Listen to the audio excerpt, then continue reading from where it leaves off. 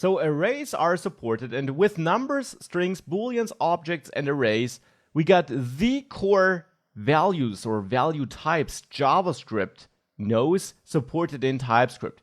As you will learn at the example of objects and arrays, TypeScript even offers way more functionalities there, but that's a bit more advanced, which is why we'll have a look at that later. But even these core types, with what you'll learn in the previous lectures, are supported. Now, TypeScript also adds a couple of new concepts, new types, which we don't know from vanilla JavaScript. For example, the tuple type. Now, you might know tuples from other programming languages. JavaScript does not have them. This is a tuple, for example, and you would say, well, this is an array. It is an array, but it's a fixed length array, and actually not just fixed length, but also fixed type. Now, where could this be handy?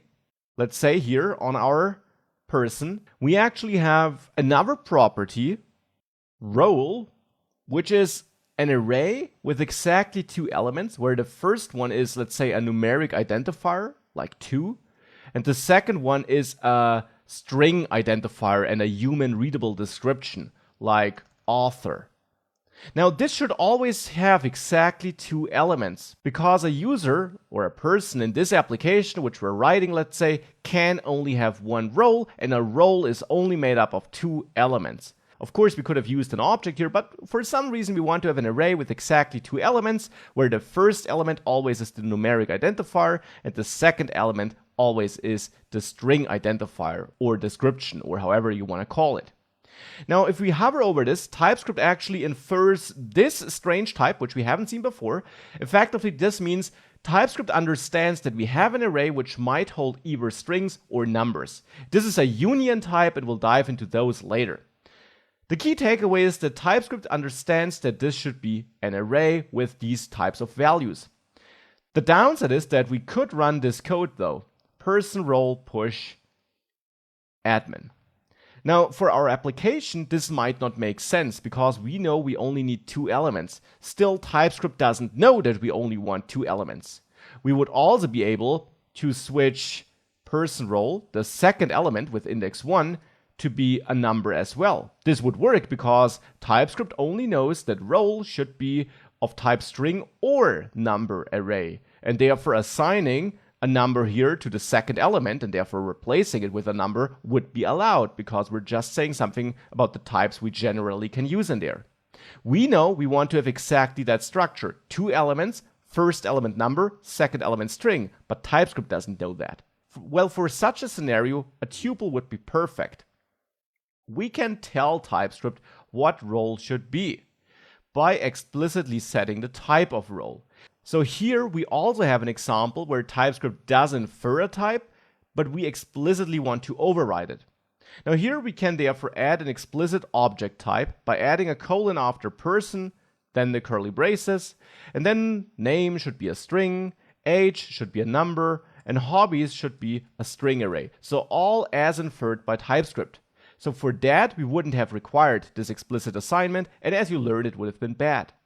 But now we have a scenario where the inference does not work in the way we want. And we want to set role to be a tuple.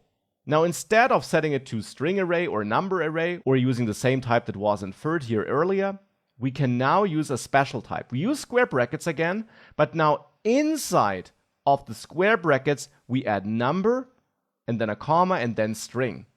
Now, this marks a tuple type here. A tuple is a special construct TypeScript understands.